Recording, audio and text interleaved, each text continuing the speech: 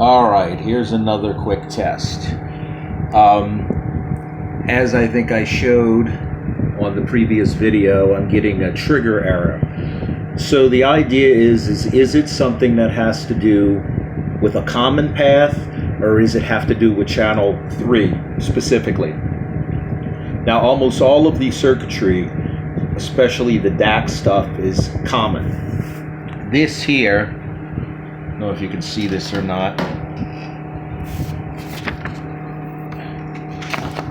I have a fan blowing.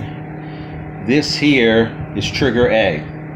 This is what the scope always uses for the trace that is selected. All of the other channels are working fine. So the idea, and you can tell in these lines right here, each channel is fed to the trigger and then is selected by these lines right here. This line here, which is pin 12, is what actually is showing the selected channel waveform, which comes from the preamp. So the idea is to say, okay, is there a difference between the signal that you get from preamp 1, which is what we have set up right now,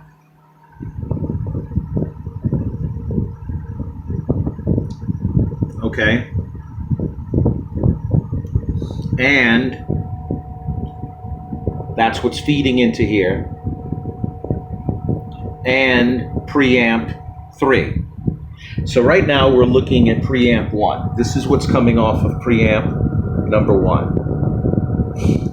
You can tell it's about maximum 70 millivolts, minimum, I don't know what, 80 something. So we're going to compare that. We're going to switch it around to channel 3, select that, and see if there's much of a difference. But first, we're going to store this in our scope, go to waveform, and store it as a reference waveform.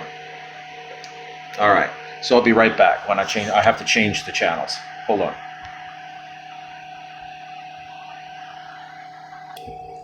All right, I'm back. Now this is selecting channel 3. Notice we're at about 80 minus 90. So we're going to store this as well under number 2. Then shut down the channel. And now we'll draw back. We'll draw the other waveforms, bring it back. That's the first one. That's the second. Notice that they almost match identically. So the signals are essentially the same. So there's nothing wrong with the channel signal path between the preamp, at least the triggering, which is all we're really worried about. Well, it's not all we're worried about. You know, it could be the actual signal path, which is going to the digitalizer. But as far as the trigger signal path, it's fine. So, okay, just another video. Bye.